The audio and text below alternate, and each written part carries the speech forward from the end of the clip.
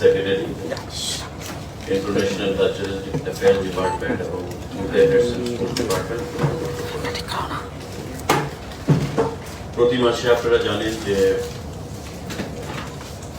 রাজ্য সরকারের বিভিন্ন যে দপ্তরগুলো রয়েছে সেই দপ্তরের খতিয়ান পেশ করার জন্য এবং কি কি কর্মসূচি সেই দপ্তর দ্বারা হচ্ছে তা রাজ্যবাসীকে অবগত করার জন্য আমাদের মাননীয় মুখ্যমন্ত্রী প্রতি দপ্তরকে এবং দপ্তরের মন্ত্রীদেরকে নির্দেশ দিয়েছেন যাতে করে প্রতি সপ্তাহে দপ্তর ভিত্তিক সাংবাদিক বৈঠক করা হয়। তার আগে আমরাও বিভিন্ন দপ্তর ভিত্তিক সাংবাদিক বৈঠক করেছি এবং আজকে আমাদের ইউথ অ্যাফেয়ার্স স্পোর্টস যে দপ্তর তার বিশেষ কিছু কাজ কি কি কর্মসূচি চলছে এবং আগামী দিনে আমাদের কি চিন্তাধারা রয়েছে কর্মসূচি বাস্তবায়িত করার ক্ষেত্রে সে বিষয়ে আপনাদেরকে অবগত করতে চাইব, রাজ্যের জনগণকে অবগত করতে চাইব। তার আগেও আমরা ক্রীড়া দপ্তর নিয়ে সাংবাদিক বৈঠক করেছি এবং সেখান থেকে আমাদের কাজ কতটুকু এগিয়েছে সে বিষয়ে আমরা আপনাদেরকে জানান দেব। আপনারা জানেন যে ক্রীড়া দপ্তর এটা একটা এমন দপ্তর যেখানে রাজ্যের যুবক যুবতীরা বিভিন্ন খেলাধুলার মাধ্যমে নিজেকে প্রতিষ্ঠিত করতে চায়। আমাদের দেশে বিভিন্ন রাজ্যে যেমন রাজস্থান, মহারাষ্ট্র, উত্তরপ্রদেশ, মণিপুর, অন্ধ্রপ্রদেশ, উড়িষ্যা, এই সমস্ত রাজ্যগুলোতে যারা ক্রীড়ার সঙ্গে যুক্ত রয়েছেন সরকারি চাকরিতে ওই তাদের রাজ্যে একটা বিশেষ রিজার্ভেশন বা কোটা ক্রীড়াবিদদের জন্য ফিক্স করে রাখা হয়েছে।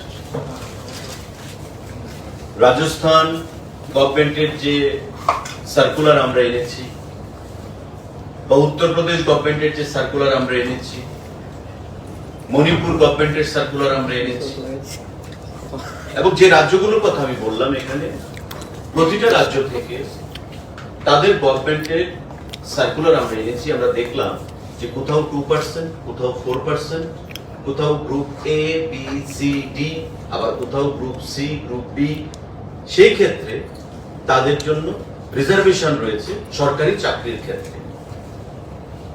আমাদের রাজ্যেও আমরা একটা প্রপোজাল ইনিশিয়েট করেছি যাতে সরকারি চাকরির ক্ষেত্রে আমাদের যারা প্লেয়াররা রয়েছে বিভিন্ন সময় ন্যাশনাল মিট করেছেন বা করার মানসিকতা রাখেন, শারীরিক ক্ষমতা রয়েছে, মানসিক ক্ষমতা রয়েছে, ওই সমস্ত ব্যক্তিদেরকে সরকারি চাকরির ক্ষেত্রে যেন রিজার্ভেশন প্রদান করা হয়। আমাদের এটা ফাইল প্রসেস হয়েছে বিভিন্ন দপ্তর ভিত্তিক। আপনারা জানেন একটা সিদ্ধান্ত নিতে গেলে অনেক দপ্তরের সেখানে ইনভলভমেন্ট দরকার। দপ্তর ভিত্তিক কাজ চলছে, আমরা বিশ্বাস করি এবং মাননীয় মুখ্যমন্ত্রী তাতে সহমত পোষণ করেছেন যে এটা করা দরকার। তবে খেলার প্রতি মানুষের যে উৎসাহ স্পৃহা সেটা বৃদ্ধি পাবে। এবং আমি যেদিন ক্রীড়া দপ্তর মন্ত্রী হিসেবে দায়িত্ব গ্রহণ করেছি সেদিন থেকে আমাদের একটা ইচ্ছে ছিল মাননীয় মুখ্যমন্ত্রীর পরামর্শ অনুযায়ী যে এ রাজ্যের প্লেয়ারদেরকে বাইরের রাজ্যের সঙ্গে যাতে অ্যাডপার আমরা করতে পারি তার জন্য তাদের মানসিক দিক থেকে শারীরিক দিক থেকে তাদেরকে সঠিকভাবে আমাদের পরিচালনা করতে হবে। এবং সরকারি চাকরির ক্ষেত্রে যদি আমরা সেই রিজার্ভেশনটা করতে পারি, সরকার সিদ্ধান্ত করবে যে পার্সেন্টেজটা কত হবে। কোন কোন রাজ্যে 4% রয়েছে, কোথাও 6% রয়েছে, কোথাও 3% রয়েছে। আমাদের রাজ্যের ক্যাপাসিটি অনুযায়ী পার্সেন্টেজটা কি হবে সেটা সরকার ঠিক করবে, কিন্তু আমরা বিশ্বাস করি যে আমাদের যে প্রসেস আমরা ইনিশিয়েট করেছি সেটা রাজ্য সরকার অনুমোদন দেবে এবং আগামী দিনে আমাদের রাজ্যেও ক্রীড়াবিদদের জন্য সরকারি চাকরিতে বাইরের রাজ্যের মতো করে একটা রিজার্ভেশন আমরা করতে পারবো। ফাইল সেখানে প্রসেস করা হয়েছে, এটা কিছুদিনের মধ্যে হয়তো আমরা একটা সিদ্ধান্ত জানতে পারবো। এটা আমাদের একটা যুগান্তকারী একটা ঐতিহাসিক সিদ্ধান্ত হবে বলে আমরা মনে করি ক্রীড়া দপ্তরের তরফ থেকে। তৎসঙ্গে আমাদের তার আগেও একটা সাংবাদিক বৈঠক আমরা করেছিলাম রাজ্য সরকারের ক্রীড়া পরিকাঠামো। কেন্দ্রীয় সরকার থেকে অর্থ দেওয়া হয়েছে, আবার কিছু অর্থ আমাদের রাজ্য সরকার অর্থাৎ স্টেট ফিনান্স ডিপার্টমেন্ট থেকেও প্রদান করা হয়েছে পরিকাঠামোগত উন্নয়ন করার জন্য। কেন্দ্রীয় সরকার খেলো ইন্ডিয়া স্কিম আমাদেরকে যে অর্থ প্রদান করেছে তাতে পানিসাগরের যে আমাদের আরসিপি রয়েছে, regional college for physical education, সেখানে আমরা সুইমিং পুলের কাজ 90% উপর 95% কমপ্লিট হয়ে গেছে। আগামী 10 থেকে 12 দিনের মধ্যে সেটাকে আমরা উদ্বোধন করব।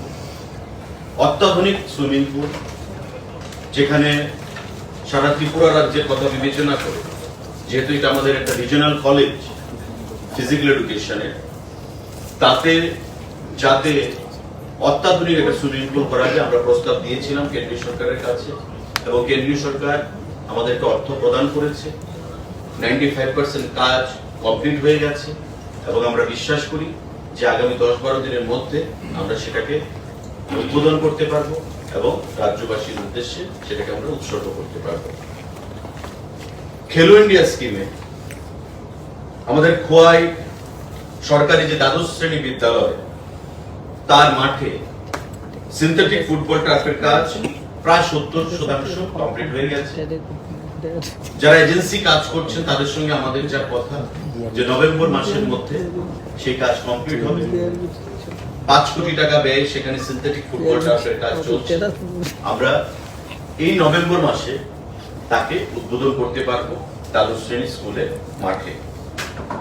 আমাদের এই খেলো ইন্ডিয়া স্কিমে বাদারঘাটে দশরথ যে স্টেডিয়াম রয়েছে আমাদের স্পোর্টস কমপ্লেক্স, সেখানে সিনথেটিক অ্যাথলেটিক টার্ফ নির্মাণের কাজ অলমোস্ট 70% আমাদের কমপ্লিট হয়ে গেছে।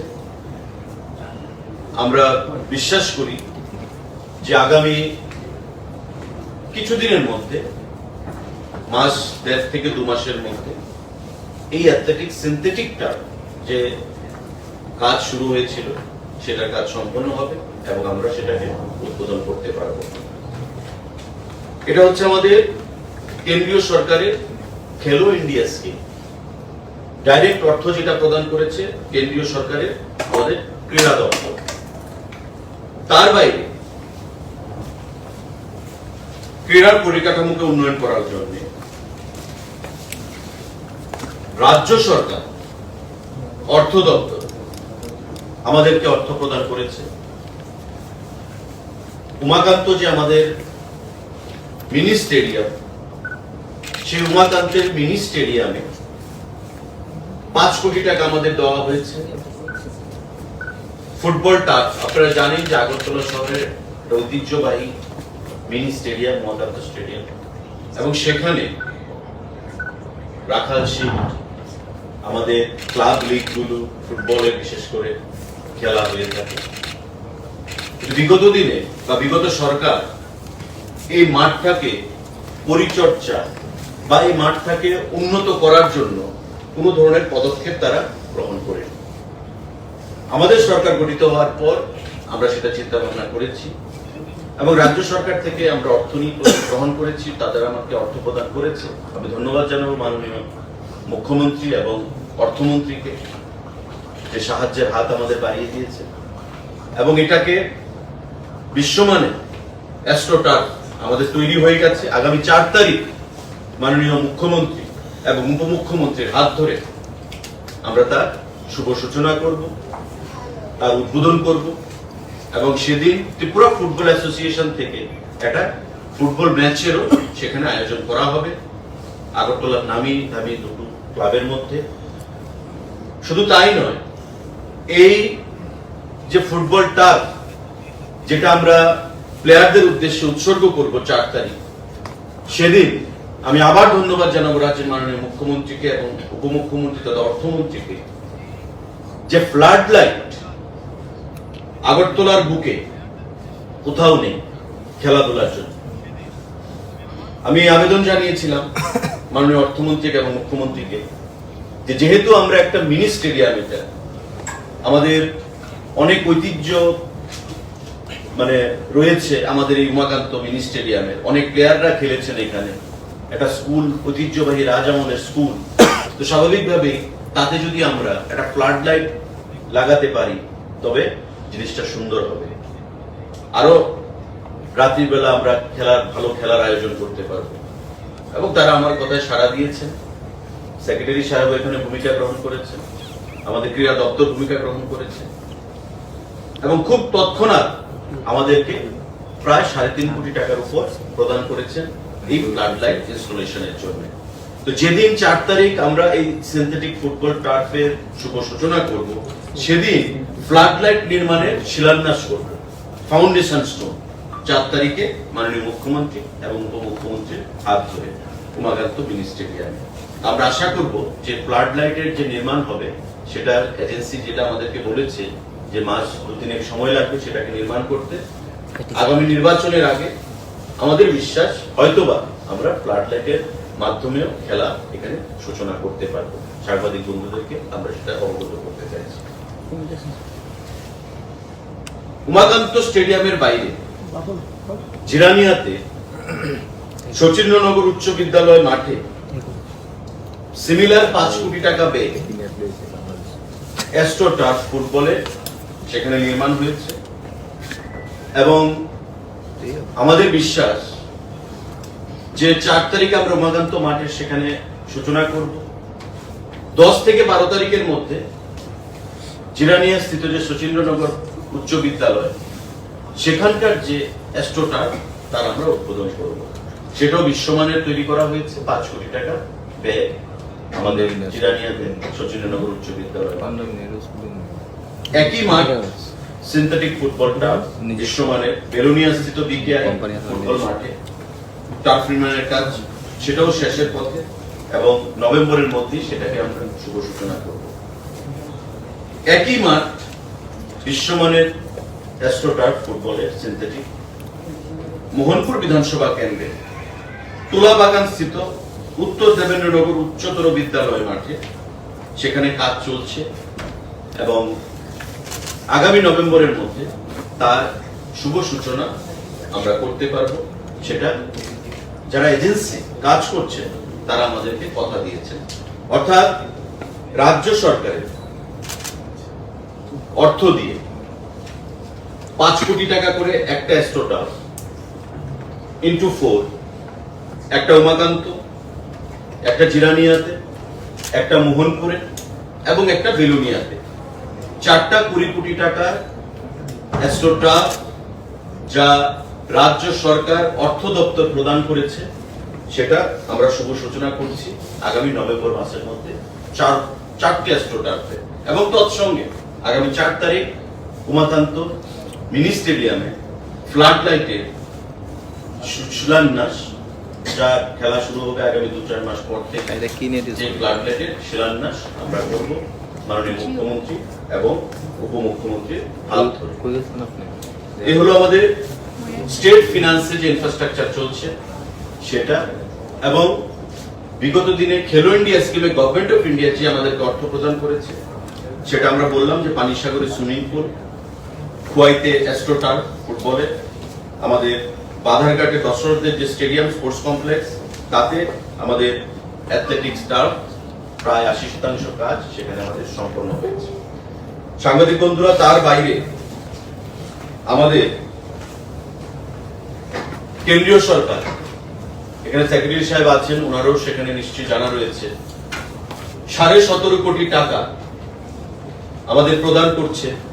অ্যাডমিনিস্ট্রেটিভ স্যাংশন আমাদের এসছে। জম্পুই জেলাতে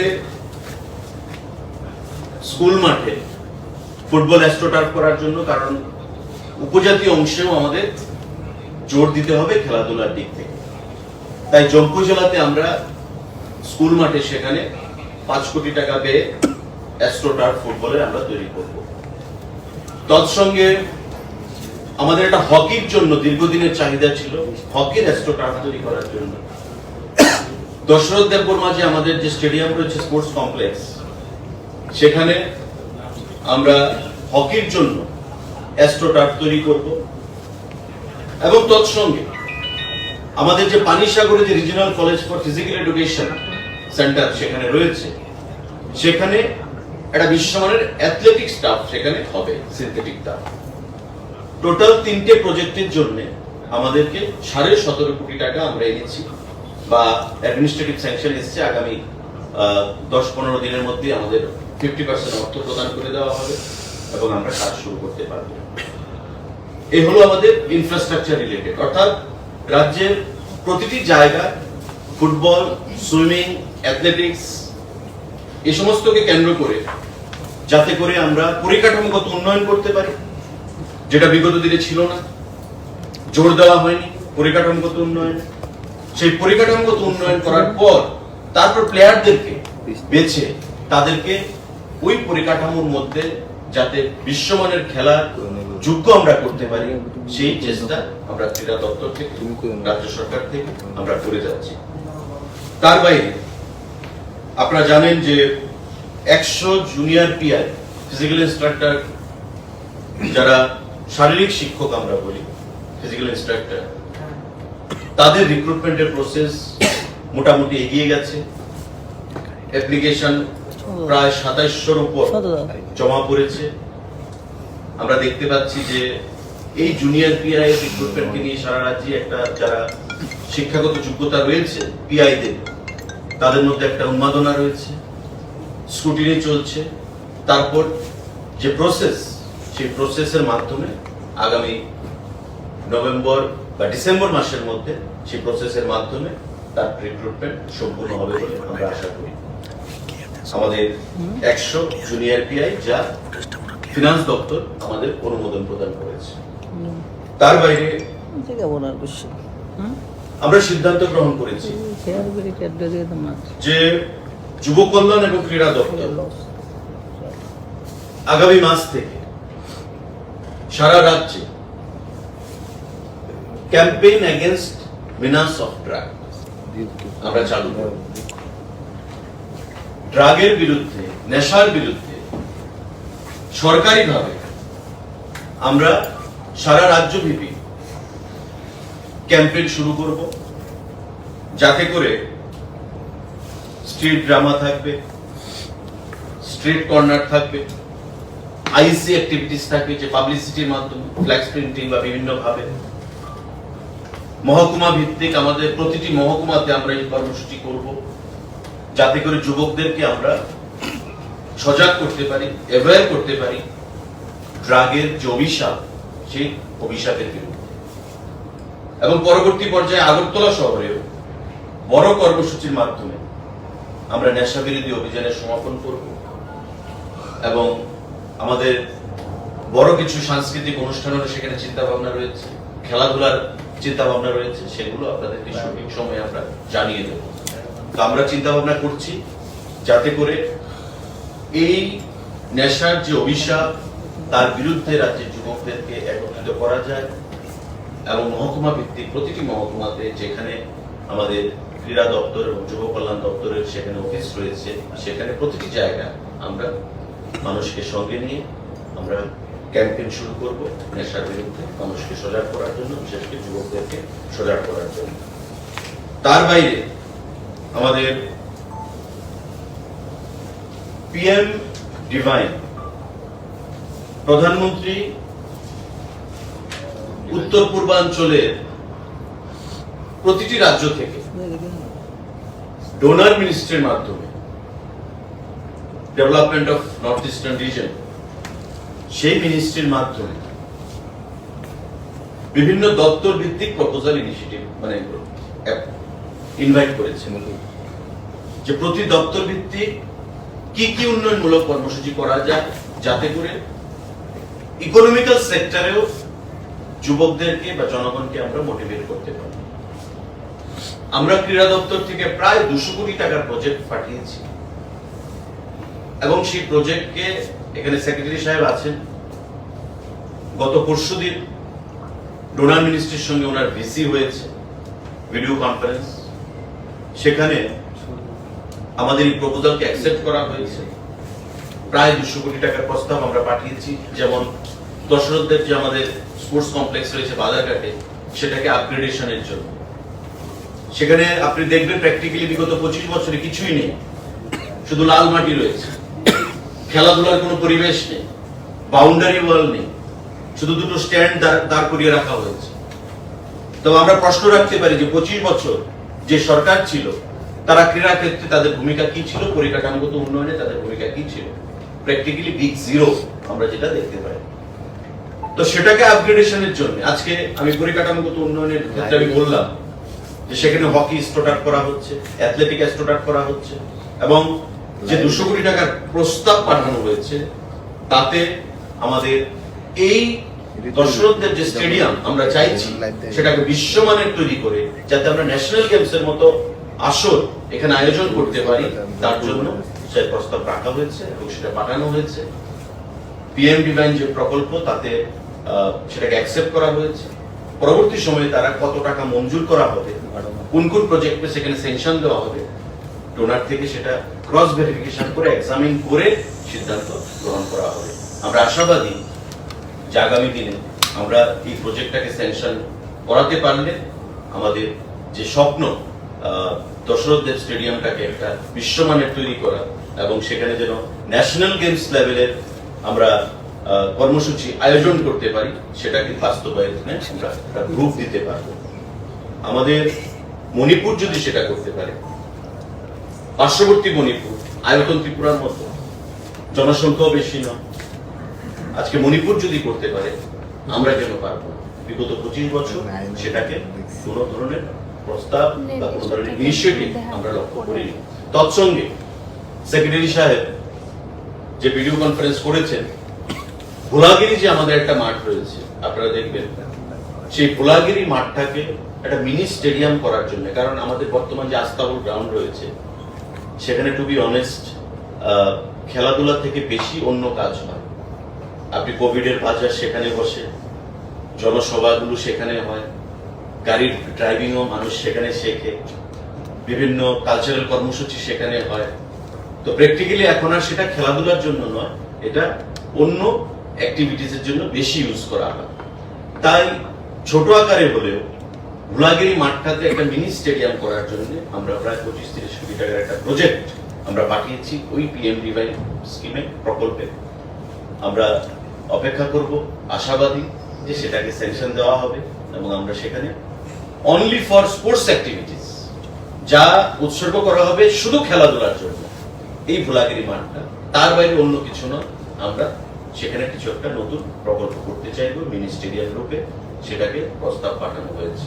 তার বাইরে ভগৎ সিং যে যুব আবাস রয়েছে সেই জায়গায় এটাকে পুরো রিনোভেট করার জন্য বা নতুন করে তৈরি করার জন্য, যেটা দিয়ে যুবকদেরকেও আমরা কর্মসংস্থানের দিকে ধাবিত করতে পারবো, তার প্রস্তাব সেখানে রাখা হয়েছে।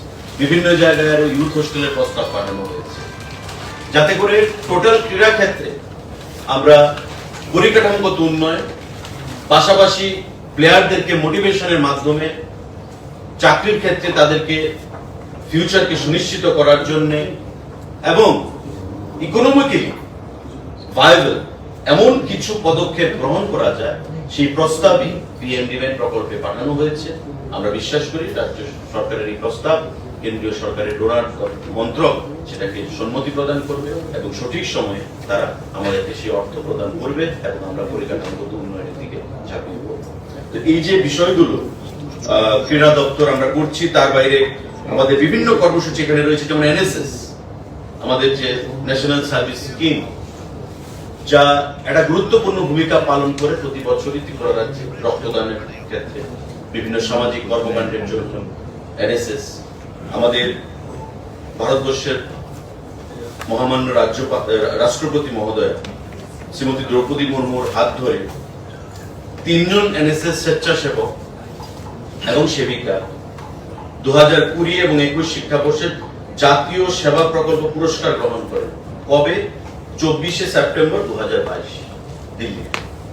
24 সেপ্টেম্বর 2022। কারা কারা? শ্রী সুমন বণিক, শ্রীমতী রিয়া রয় চৌধুরী এবং শ্রী তাপস কুমার আচার্য। তারা 3 জন। শ্রী সুমন বণিক হচ্ছেন এনএসএস প্রোগ্রাম অফিসার, সুভাষনগর উচ্চতর মাধ্যমিক বিদ্যালয়। শ্রীমতী রিয়া রায় চৌধুরী হচ্ছে এনএসএস স্বেচ্ছাসেবিকা, মাইকেল মধুসূদন দত্ত মহাবিদ্যালয় সাবরুম। এবং শ্রী তাপস কুমার আচার্য এনএসএস স্বেচ্ছাসেবক, মহারাজা বীর বিক্রম মহাবিদ্যালয়। আগামী 2রা নভেম্বর 2022 সকাল 11:30টায় আগরতলা রবীন্দ্র ভবনেও এনএসএস এর একটা দিবস উদযাপন এবং নেশামুক্ত ত্রিপুরার বিষয়ে সেমিনারেরও সেখানে আয়োজন করা হয়েছে। তো এভাবে এনএসএস বরাবরই বিভিন্ন কর্মসূচি পালন করে থাকে। তাদের যে সেবার মনোবৃত্তি, মানসিকতা, সেটাকে তার কর্মসূচির মাধ্যমে তারা প্রতিফলিত করে যাচ্ছে এবং আমরা আশা করব আগামী দিনে এনএসএস এর কর্মসূচি আরো শ্রীবৃদ্ধি করবে। তার বাইরে আমাদের এখানে স্পোর্টস দপ্তরের যে বিভিন্ন কর্মসূচিগুলো, যুব কার্যক্রম, আমাদের খেলাধুলা প্রতিনিয়ত চলে আসছে এবং স্পোর্টস স্কুল বোর্ড আমাদের যে বাধারঘাটে রয়েছে তার মাধ্যমে রাজ্যের বিভিন্ন অংশ থেকে যারা ছেলেরা মেয়েরা গরিব অংশের বিশেষ করে খেলাধুলায় উৎসাহী, তারাও সেখানে বোর্ডিং স্কুলে থাকছে রাজ্য সরকারের খরচা এবং খেলাধুলার জন্য নিজেদেরকে সেখানে প্রস্তুত করছে। এইভাবে দপ্তর পরিকাঠামোগত উন্নয়ন, আগামী দিনে কি কি কর্মসূচি আমরা করতে চাই এবং বিগত দিনে কি হয়েছে সেই বিষয়ে আপনাদেরকে আমরা অ্যাপ্রাইজ করলাম, অবগত করলাম। সাংবাদিক বন্ধুদের যদি কোনো প্রশ্ন থেকে থাকে আমাদের দপ্তর বিষয়, সেটা আপনারা করতে পারেন। স্যার এক্রিয়েশনের কার্ডগুলা কবে নাগাদ? এটা ক্রীড়া দপ্তরের না, আচ্ছা, এটা আইসিএস সেক্রেটারি। দশরথদেব স্টেডিয়াম আর উমাকান্ত স্টেডিয়াম এগুলো কত বছর পুরনো? দশরথদেব স্টেডিয়াম তো আপনারা জানেন যে 93 পরে তৈরি হয়েছে। 93 পরে তো তৈরি হয়েছে, ঠিক আছে। 93 টু 2018 তো 25 বছর। তো সেই 25 বছরে তো আপনি 25টা ইট পাবেন নাকি, ঠিক আছে? তো লাল মাটি পাবেন কিছু, আর সমাজযোগীদের আড্ডার স্থান পাবেন সন্ধ্যার পর। আমাদের সরকার আসার পর আপনি দেখবেন যে কিছু কিছু কাজ সেখানে হচ্ছে। অ্যাথলেটিক টার্ফ আমরা খেলোয়াড় স্কিমে, যেটা আমি এখানে অ্যাপ্রাইজ করেছি হাউসকে, মানে সাংবাদিক বন্ধুদেরকে, যে প্রায় 7 কোটি টাকা পেয়ে সেখানে অ্যাস্ট্রো টার্ফ অ্যাথলেটিক্স এ তৈরি হচ্ছে। It is on the branch of competition. আমাদের হকি অ্যাস্ট্রো টার্ফ সেখানে তৈরি হচ্ছে, সেখানে হবে। লং টেনিসের একটা কোর্ট তৈরি করা হয়েছে। আমাদের এখানে কোনো বাউন্ডারি নেই, বাউন্ডারি দেওয়ার প্রকল্প চলছে এবং পিএমডি ব্যাংক প্রকল্পে আমি বললাম যে 200 কোটি টাকা যে প্রস্তাব পাঠানো হয়েছে, তার মধ্যে আপনার অধিকাংশটাই এটাকে জাতীয় মানের একটা স্টেডিয়াম তৈরি করার জন্য সেই প্রস্তাব পাঠানো হয়েছে। এবং আমি আপনাকে আজকে দায়িত্ব নিয়ে বলছি, যদি সেটা আমরা অ্যাকসেপ্ট করাতে পারি, আশা করি আমরা কিছুটা করব। আমরা এখানে ন্যাশনাল গেমস তৈরি করব, মানে অর্গানাইজ করব। আমি আগেও বলেছি যে মণিপুর যদি করতে পারে, আমরা ত্রিপুরা কেন পারবো? সেই জিনিসটা মাথায় রাখবো। উমাকান্ত যে মিনি স্টেডিয়াম, আপনাদের সাংবাদিক বন্ধুরা সংবাদপত্রে সেটা জঙ্গলে পরিণত হয়েছিল একটা সময়। আমরা সেটাকে পরিষ্কার করেছি টিএফ এর সাথে কথা বলে, সেটাতে আমরা এক্সট্রা টার্ফ প্রদান করেছি। ওইটা বোধহয় লকডাউনের পিরিয়ডটা, তার আগে পরে সবটাতে মিলিয়ে। তারপর আমরা সেটাতে ফ্লাড লাইটের বন্দোবস্ত করেছি এবং আগামী দিনে এটাতে রুফিং এর মাধ্যমে, কাভারের মাধ্যমে আমরা যাতে একটা মিনি স্টেডিয়াম আগরতলা রূপে, কারণ আমরা যদি এক্সপানশনও করতে চান, সেটাকে মানে সুযোগ নেই। তাই আমরা যা রয়েছে অ্যাভেলেবেল আমাদের স্পেস, তার মধ্যেই আমরা করব। অ্যাপার্ট ফ্রম দ্যাট, আমরা ভোলাগিরিতে যে মাঠটা রয়েছে সেটাতে একটা মিনি স্টেডিয়াম আমরা করতে চাইছি, ছোট আকারে, যেটা আপনি দেখবেন বিগত দিনে অনেক আগে ছোট্ট একটা গ্যালারির মতো রয়েছে। আমি যখন ভিজিটে গেলাম অফিসারদেরকে নিয়ে, আমাকে যে কোনো একজন বলবে যে 5 কোটি টাকা স্যাংশন করা হয়েছিল তদানীন্তন সময়ে, কিন্তু বোধহয় 50 লক্ষ টাকারও কাজ হয়। সেটা কোথায় গেছে টাকা, কারা করেছে, কেন করেছে, কবে করেছে, কোনো কাগজপত্রে হচ্ছে নেই, জঙ্গলে পরিণত করা হয়েছে। তা আমি গিয়ে সেটাকে আমাদের কাস্টডিতে রয়েছে বর্তমানে স্পোর্টস ডিপার্টমেন্টের মাঠটা, রেভিনিউ ডিপার্টমেন্টে আমি প্রপোজাল পাঠিয়েছি এনওসির জন্য, মাননীয় মুখ্যমন্ত্রীকে আহ্বান করেছি এবং এই আমাদের যে প্রস্তাব পাঠানো হয়েছে তাতে প্রায় 25-30 কোটি টাকার সেখানে প্রপোজাল রয়েছে এই মাঠটার জন্য। তো সর্বপ্লে আপনি দর্শক স্টেডিয়াম, আমাদের ভোলাগিরি মাঠ, আমাদের ভগৎ সিং যুব আবাস এবং আমাদের বিভিন্ন জায়গায় যে স্পোর্টস ইনফ্রাস্ট্রাকচার আমরা তৈরি করতে চাই, তবে আমাদের অর্থের প্রয়োজন। যে অর্থের প্রয়োজন সেটা স্টেট বাজেট থেকে বা স্টেট ফিনান্স থেকে তো সম্ভব না যদি কেন্দ্রীয় সরকার সহযোগিতা না করে। এবং আমরা ধন্যবাদ জানাবো মাননীয় প্রধানমন্ত্রীকে, উনিও প্রস্তাব আমাদের থেকে ইনভাইট করেছেন এবং সেক্রেটারি সাহেব গত পরশু দিনে ভিডিও কনফারেন্স করেছে ডোনার মন্ত্রকের সঙ্গে এই বিষয় নিয়ে। ডোনার মন্ত্রক অন প্রিন্সিপাল আমাদের মানে ইনিশিয়ালি প্রস্তাবটাকে গ্রহণ করেছে। তারপর তারা ক্রস ভেরিফিকেশন করবে, রি-এক্সামিন করবে আমাদের প্রস্তাবের উপর এবং ফাইনালি কোনো ডিসিশন জানাবে যে অ্যাকচুয়ালি কত টাকা তারা প্রদান করবে এবং কোন কোন প্রজেক্টের এগেইনস্টে সেটা প্রদান করবে।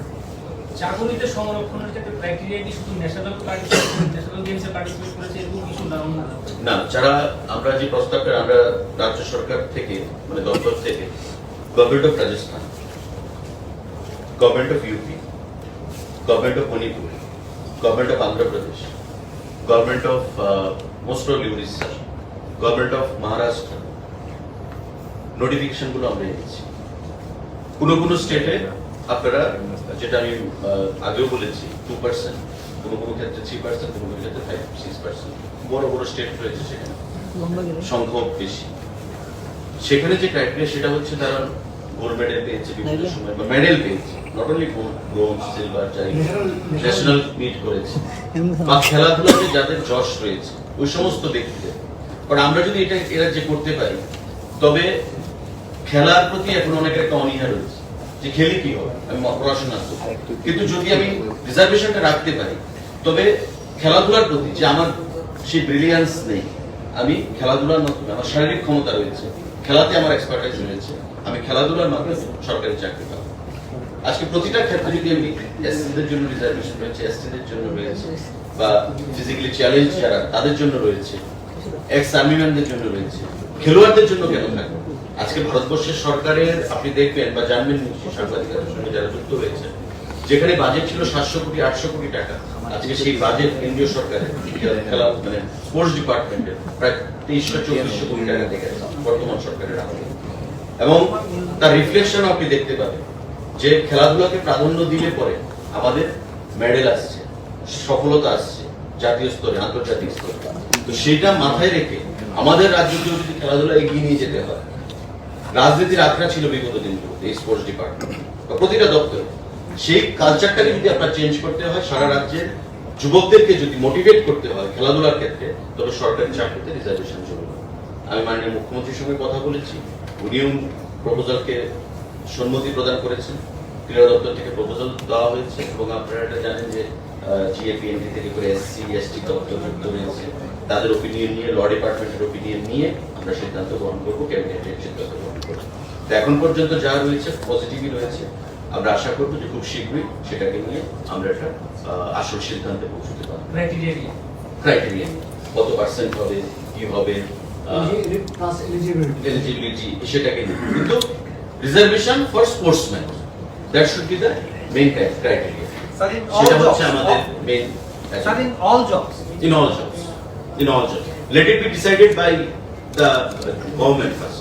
It may not be there in case of TPSC.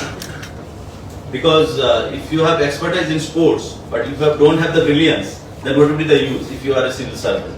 So let the call be finally taken by the government. But from our side, at least we can protect some reservation at the Group C and Group D level for those who are got the expertise in sports. So that is our main agenda. Thank you very much. খেলো ইন্ডিয়াতে আমরা পেয়েছি, বলছি আপনাকে 5, 5, 5, 5, 10, কোয়াই, Udaipur, Panisagar swimming pool, athletics staff এখানে 22 আর এখন 17.5, ঠিক আছে? তো 17.5 প্লাস 22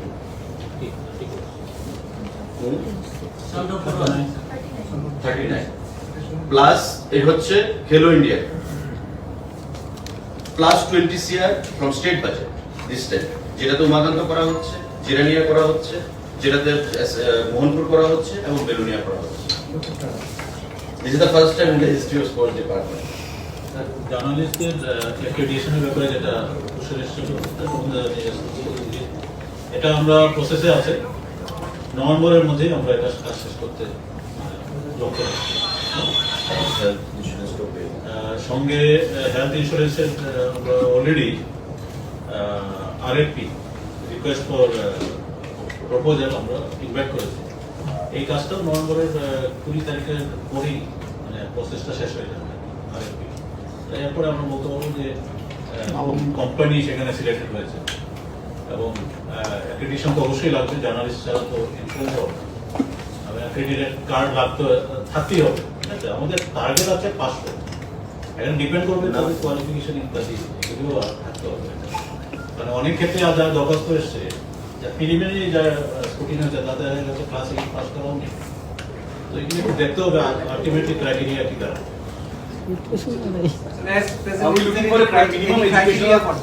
হ্যাঁ এটা যখন ইনভাইট করা হয়েছিল তখন এটা মিনিমাম এডুকেশন লেভেল দেওয়া হয়েছিল, মাধ্যমিক তো মিনিমাম থাকা দরকার আছে। যাই হোক এটা দেখতে হবে। Nevertheless, we will go liberal. Don't worry. Some of the renewal applications are pending, sir. Not new applications, it's renewal applications are actually. We'll declare it all together. Sir, another issue was that I earlier also raised for earlier along with the accreditation there was a separate card for entry to the secretariat for the accreditation. That was then I went to I found that it was issued by the GAPNT through the IC. I think that should be renewed because sometimes we may face some problem. Accreditation does not give permit us to enter the secretariat. That is not a criteria for the secretariat. So I think that should be again At the moment, do you have that card? No, we don't have. We don't have. That has You suddenly stopped. discontinued. Discontinued for what reason no one knows, but it has discontinued in 5-6 years I think so. After the commencement of our government. No, I think Long time back, long that- time back. It was this paper long time back. Okay, let me examine what was the situation under what circumstances it has been discontinued. Because I'll let you know. we are allowed now to enter, there is no Okay. problem, but sometimes they may create a new thing may start again. Okay, we'll clarify in the next press conference. Sure. একটা প্রশ্ন মোদি সাহেবকে বল করতে পারি politics নিয়ে করতে পারি সাংবাদিক প্রশ্ন না করলে কি হবে? বলেছেন যে এটা আজকের বিষয় না তাহলে সারা হবে না কইছে পারমিশন দিতে গেল Anyway, তো এই গতকালকে বিরোধী দলনেতা বলেছে রাজ্যে আইন শৃঙ্খলা ভেঙে পড়েছে কয়েকটা ঘটনা করে টিকিট করছে এই ব্যাপারে আপনাদের গভর্নমেন্ট কি বলবে দিকে আইসিটি বিরোধী দলের নেতা মানে প্রাক্তন মুখ্যমন্ত্রী, উনি তো ভালো করে জানেন এবং আমি ওনাকে বলবো আয়না থেকে ওনার চেহারাটা দেখতে যে since 1998 till 2018 what was the condition so far law and order was concerned in our state. As per the record of NCRB, Tripura used to lead the country in outraging the modesty of women, in nurturing women atrocities. আমিও দেখেছি সংবাদপত্রে যে স্বর্গরাজ্যে পরিণত হয়েছে। এটা আমি বলবো আয়নাতে মিররে গিয়ে উনি ওনার চেহারাটা দেখুন, তারপর আমাদের সরকারকে বলুন যে আমাদের কোথায় আমাদের ফেলিউরটা, পুলিশের কোথায় failure, whether there is any political interference in the investigation. রাজনৈতিকভাবে ইনভেস্টিগেশনে কোনো পলিটিক্যাল ইন্টারফারেন্স রয়েছে কিনা, নাম্বার 1। আমাদের কোনো নেতা মন্ত্রী যুক্ত কিনা, জড়ানোর চেষ্টা করা হচ্ছে আমাদের ক্যাবিনেট মন্ত্রীর ছেলেকে, ভগবান বাবুর ছেলেকে, কিন্তু সিসিটিভির ফুটেজ বলছে যে যেদিনকার ঘটনা সেই সময় সে আগরতলাতে ছিল। সিসিটিভির ফুটেজ বলছে, it is not connected or manufactured, সেটা বলছে। নাম্বার 3, আমি যদি প্রশ্ন করি যে আপনি 98-এ মুখ্যমন্ত্রী হয়েছেন, আপনার ক্যাবিনেটের স্বাস্থ্যমন্ত্রী জিদেন Bimal Sinha, he was killed at that point of time. Yusuf Commission was constituted to reveal the fact. After the investigation, why it took more than 5, 6 years, 7 years or more than that to reveal the report? কেন আপনি report প্রকাশ্যে আনেননি? হাইকোর্টে মামলা করে কেন তদানীন্তন বিরোধী দলকে সেখানে ইউসুফ কমিশনের রিপোর্ট সেখানে সামনে আনতে হলো? কে ছিল মাস্টার মাইন্ড সেই মার্ডারে? এটা আজকে সেক্রেটারি সাহেব বসে রয়েছেন। I will not go politically, it's a government premises. আমি এতটুকুই বলবো, মধুসূদন দাস সাহা যিনি প্রাক্তন বিধায়ক, ওনাকে কে খুন করেছিল? ধরতে পেরেছিলেন কিনা আসামিদেরকে? দিদেন এসডিএম সদর শুক্রাম দেববর্মাকে অফিসে ঢুকে 0 রেঞ্জ থেকে গুলি করা হয়েছিল, বুলেট বিদ্ধ হয়েছিলেন, ধরতে পেরেছিলেন কিনা? আমাদের রাজ্যে তো কোনো আমলা মার্ডার হয়নি, এসডিএম কে মার্ডার করা হয়নি আমাদের সরকারের আমলে। আমাদের সরকারের আমলে কোনো মন্ত্রীকে মার্ডার করা হয়নি, আমাদের সরকারের আমলে কোনো বিধায়ককে মার্ডার করা হয়নি। দেয়ার আর এ সিরিজ অফ ইনসিডেন্টস যেটা প্রমাণ করবে যে বিগত দিন থেকে ল অ্যান্ড অর্ডারের সিচুয়েশন আমাদের রাজ্যে অনেক ভালো। এবং খুব শীঘ্রই আমি তথ্য নিয়ে বসবো আপনাদের সঙ্গে প্রেস মিটের মাধ্যমে, তারপর সেটা প্রমাণ হবে যে রেপ কত ছিল, গ্যাং রেপ কত ছিল, রোবারি কত ছিল, আউটরিচিং দ্য মডেস্টি অফ ওমেন কত ছিল, ওমেন অ্যাট্রোসিটিস কি ছিল, ডাকাইতি কত ছিল, সমস্ত কিছু আপনাদের তথ্য নিয়ে বলবো। এবং রেট অফ কনভিকশন সেটা নিয়েও বলবো। And what was the previous condition? Rate of conviction কেন কম ছিল? কারণ পুলিশকে ইনভেস্টিগেশনে ইন্টারফারেন্স করা হলো। নেতা মন্ত্রীদের কাছের লোক যারা, তারা যুক্ত ছিল। এনডিপিএস মামলা কতটা কি কি অবস্থায় রয়েছে, এগুলো আপনাদেরকে বলবো। আমি ইন নাটশেল আপনাকে বলছি, আপনার প্রশ্নের উত্তরে উনি ওনার আয়নার চেহারাটা দেখো, উনি উত্তর পেয়ে যাবেন।